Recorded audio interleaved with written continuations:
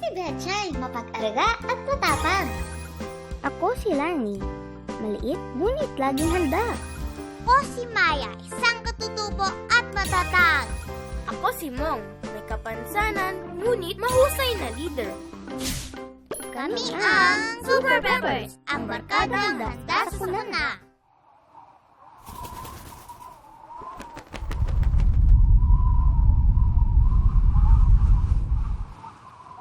Alam niyo ba na nagbuga ng abo ang bulkang Kaliko? Nako, tuluyan na yatang pupatok ang bulkan.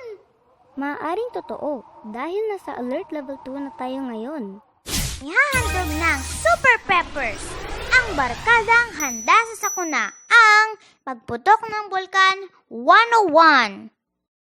Kahit hindi pa ganap na pumuputok ang bulkan, hindi tayo dapat maging kampante. Ito ang mga dapat nating gawin. Maya, ibalita mo ang nangyayari sa kinauukulan. Betchay, sabihan natin ang mga kapitbahay na huwag lumabas ng bahay kung may bumagsak na mga abo. Magsuot ng mask, goggles, protective clothes, sapatos at sombrero kung lalabas ng bahay. Lani, sabihan din natin sila na maghanda sa posibleng paglikas patungo sa evacuation center. Maya, humingi tayo ng tulong sa kinauukulan para kay Mong dahil may limitasyon siya sa pagkilos. Huwag kang mag-alala, yun ang gagawin ko. Evacuation Staycation.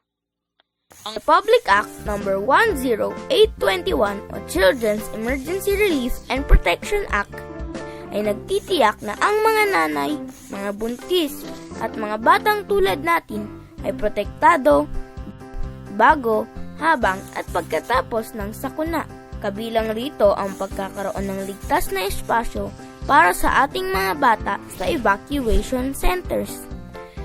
Narito ang mga gawain sa evacuation center na makakatulong sa inyong pananatili. Maghayag ng saloobin sa tulong ng psychosocial counseling sessions.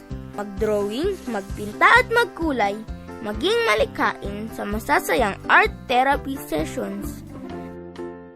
Makipagkaibigan, kumain at makipagbanding sa iba pang mga bata sa mga feeding program.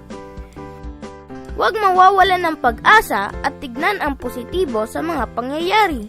Kung ikaw at ang iyong pamilya ay ligtas, tunay kang mapalad.